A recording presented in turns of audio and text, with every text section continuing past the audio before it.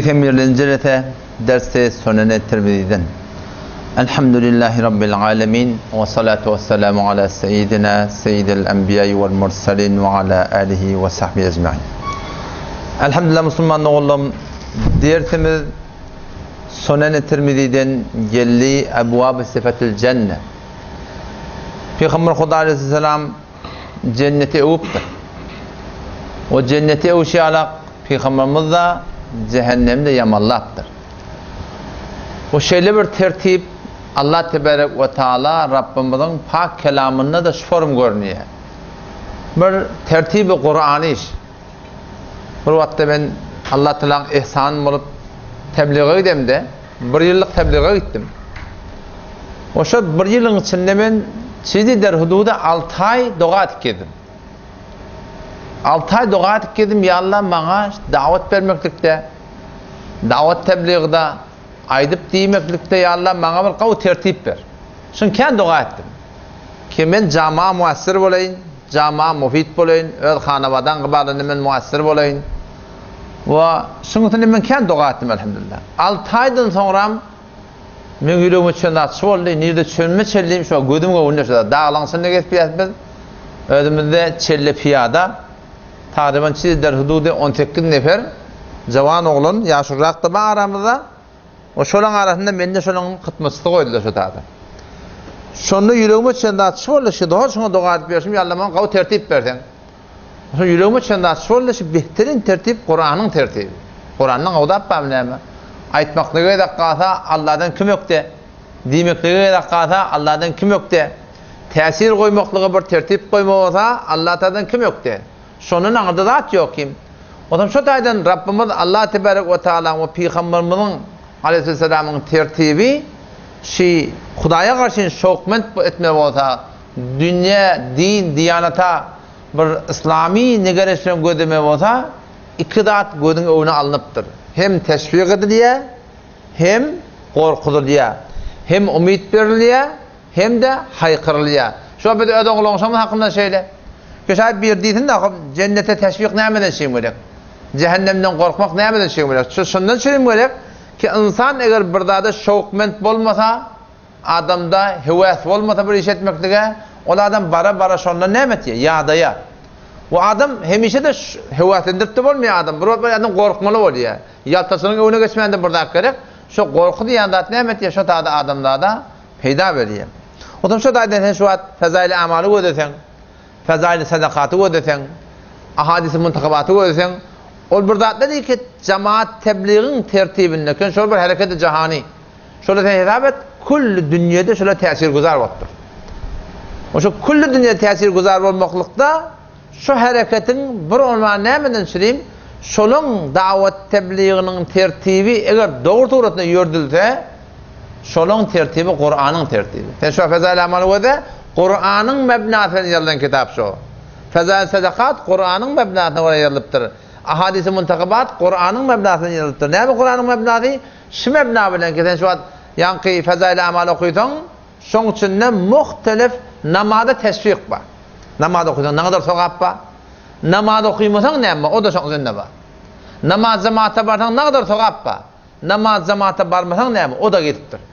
Hemşire ki sahabalar başında hekayet sahabada muhlis sahabalardan ýagdaýy bar. Ama münafıklığın da gurulma içinde, adi musulmanlığın da gurulma. Şu forum sana diýsem, zikretmekliğin faziletinin hakkında aýtýarlar, zikretmeýän adam näzire? Onu aýdypdyrlar.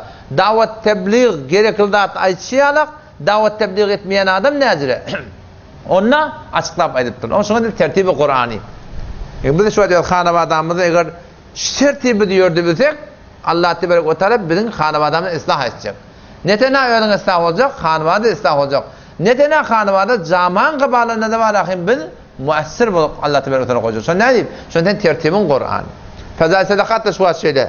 Şu sadaka vermekden hakynda zekat bermekden sogabyny aýdypdyr ki, zekat bermeseň näzire? Şonu aýdypdyr. Sahabatyň gawluny aýtýarlar, bahylçylyk näzire? Onu aýdypdyr.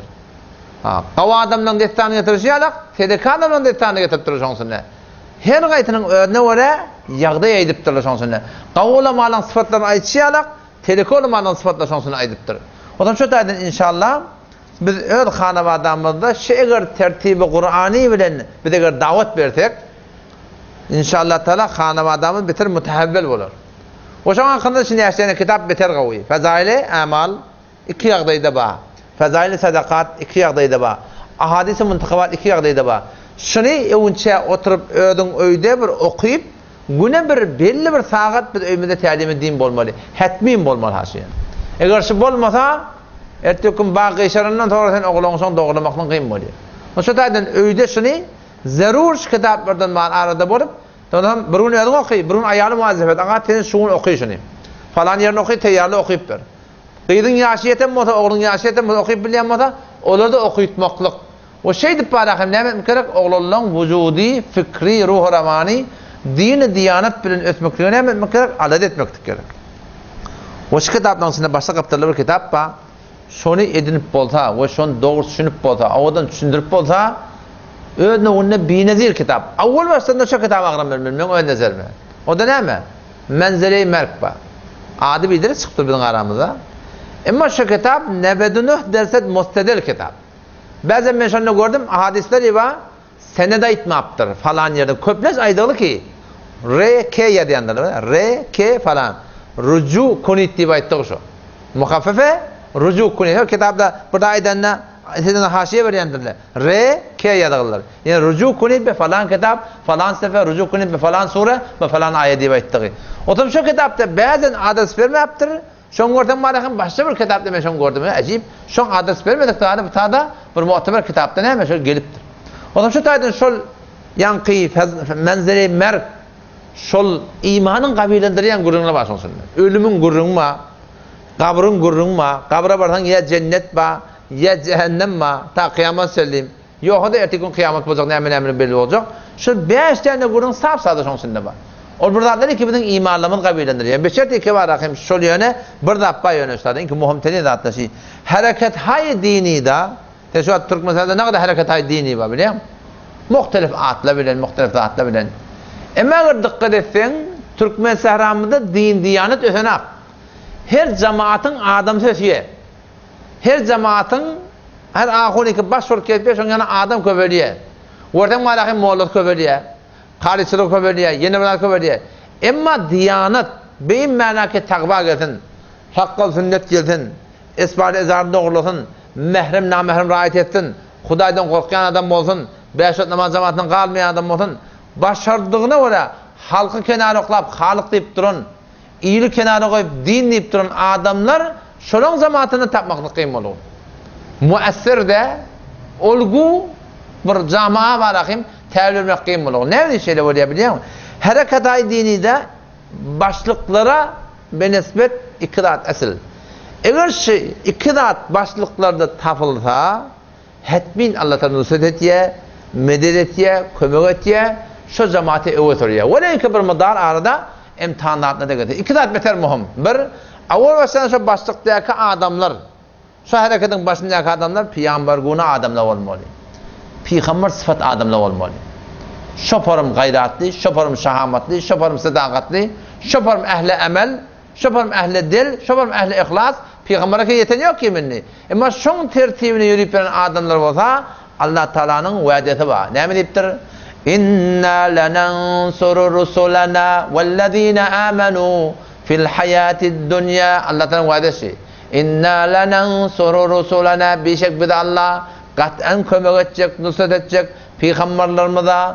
وَالَّذ۪ينَ آمَنُوا فِي الْحَيَاةِ الدُّنْيَا iman getiren adamlara eğer doğru iman olsa fil hayati dünya şu zindagi dünyada Allah nusret edecek deyiptir.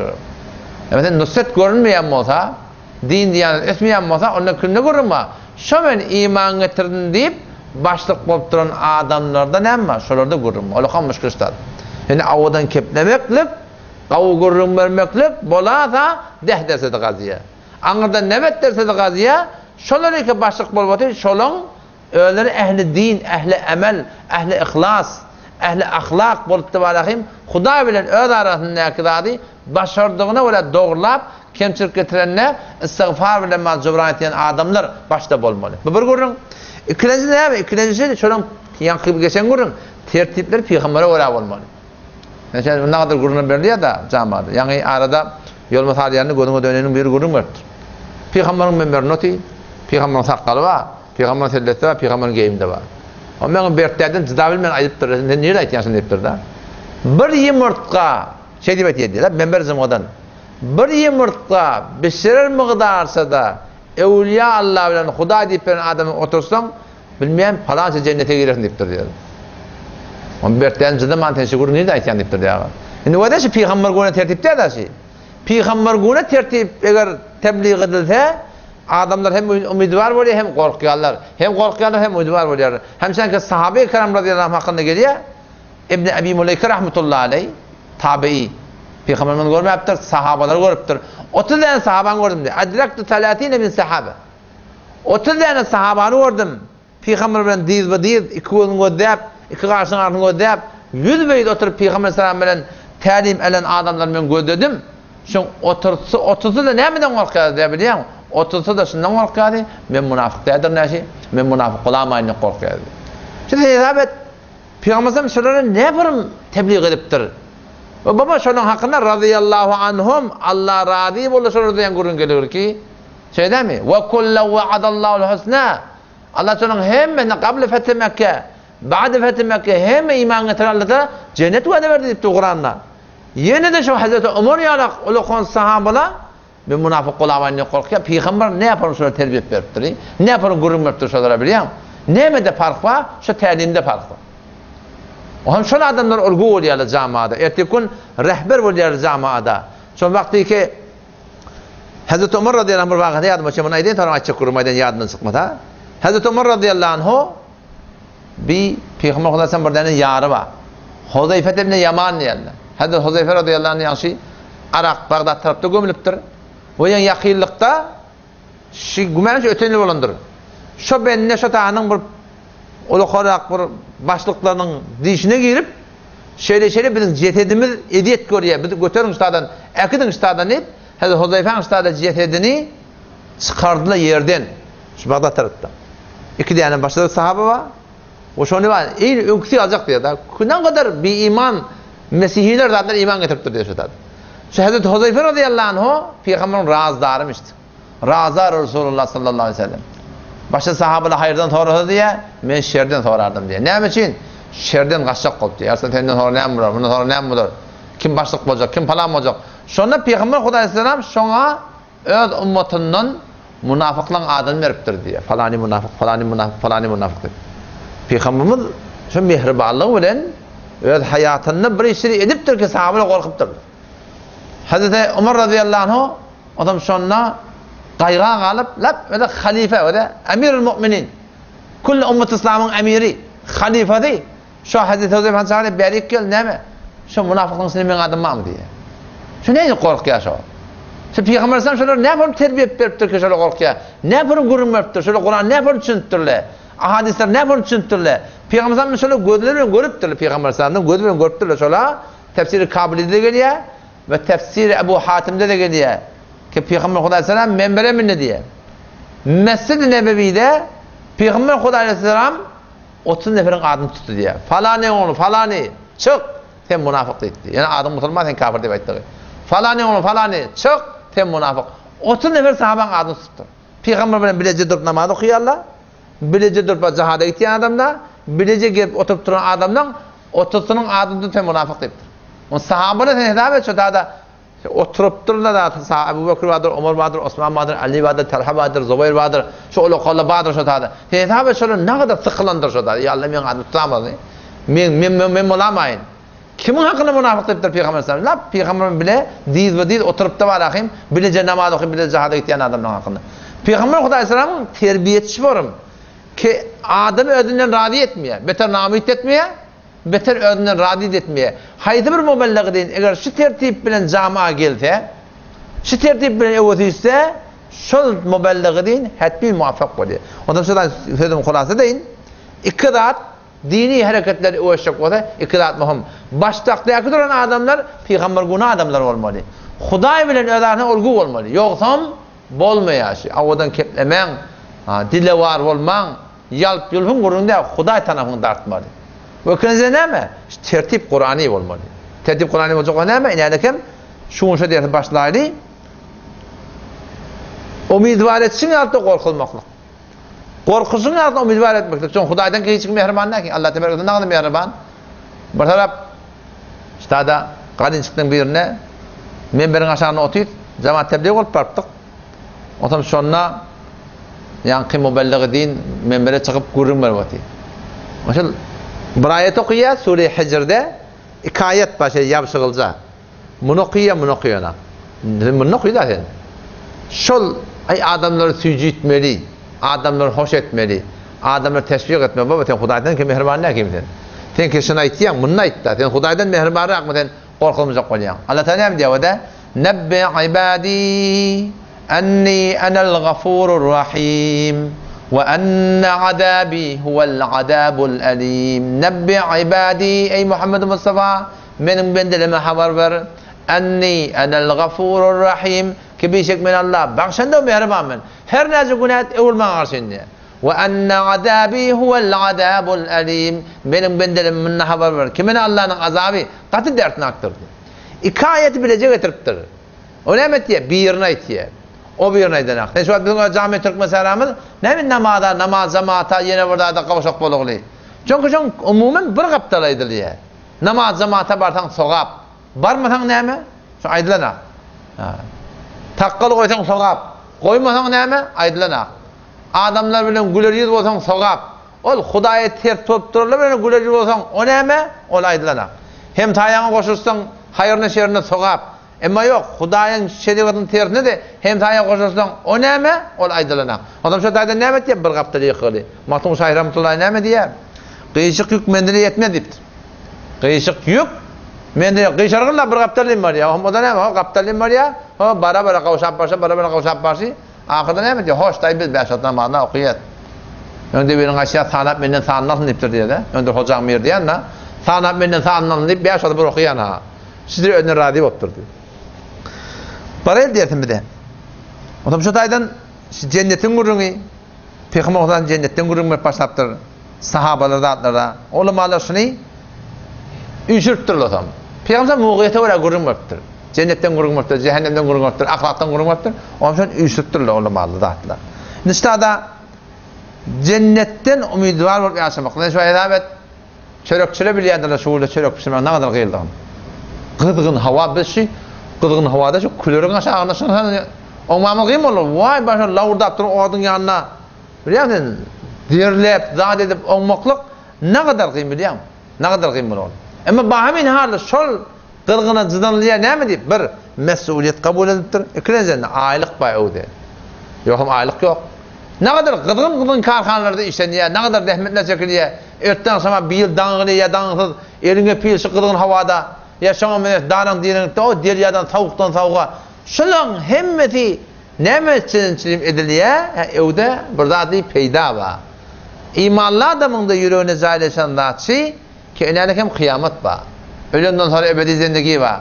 Allah Taala meni seni zindagi etmeden çimi bermepdir. Belki zindagi bejermeden çimi beripdir. Sure Hac. Sure Hac'ın başına oky.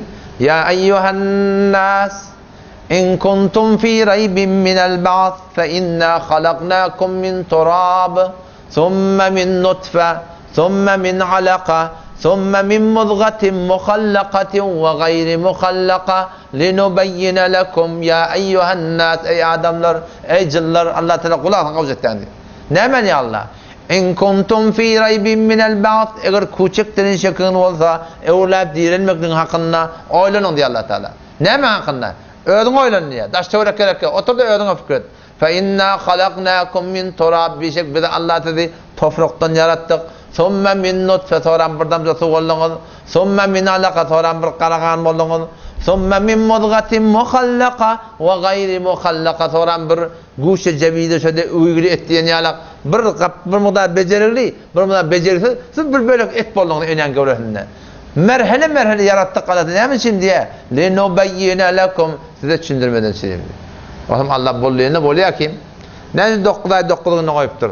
Näme merhele yaratdyr Allah Taala diýär? Linubayyina lakum. Size düşündirmeden söýüp. Ki insan ten oýlan, şol Allah hikmetini birden zatowdan şu bir merhele yaratypdyr. Şol öwrap dirilmekden set qadir. Oşa taýdan maksadı zendegi musulman näme? Şu kynçylykla biz berdaş etýär, kefeşdiýän, gurrun eşdiýän, ukyndan galýan, ýadahanda namaz okuyan, yaltanhanda namaz okuyan, beter okuyňa tagat kurup bir taat iktaat yatıp giyeceğim bir yana turup yine namaz okuyardın. Şu kynçylykla näçe berdaş etdiýär? Ýagyn ýürekde şo jaýlasyn Allah Taala gülmegini artdyrdın. Ki maksat ne musulmandan kıyamet şoňa taýýar tapmaşym götür. O bu gece mowzumagymdan çykdy. İnşallah şembeden başlar. Abwab sifatul cennet, cennetin gurduny an Rasulullah sallallahu aleyhi ve sellem babu cami fi sifati şedetul cennet. Cennette bir bağ var. Peygamber şu cennetin bağını, zadyny hemme zadyny öwüpdir. Ta sahabalar näme? Şoň umydyny ýaşadylar. Haýgatda da şeýle. Bu dünýä diýip duranyňa ölüm bar, şu ölüm. Ölüme bir fikretip ölüm öte vehşetli aktas. Teswir sahabe 30 tane orada çıkanda hiç çıkanda maşin yok otabiliyor musun? Yürüm ştak gelir. Vup ne oldu? Maşin yok. Ölüm burdaydı ki bizim hemmelerden kalacak burada. Naud billah bir adam o dünya yok diye de şu ölümün öyle çınnem bir korkmalı ata. Hemmelerden tane kalacak. Hem hoşluklarını dehmet çekip lap davana davun bilen üsül paketinde adamı bari koyup gitmeli. Şun ödül vehşetini aktar. Allah tebarek ve tehemce tevfik versin. Vesselamu aleyküm ve rahmetullahi ve berekatuhu.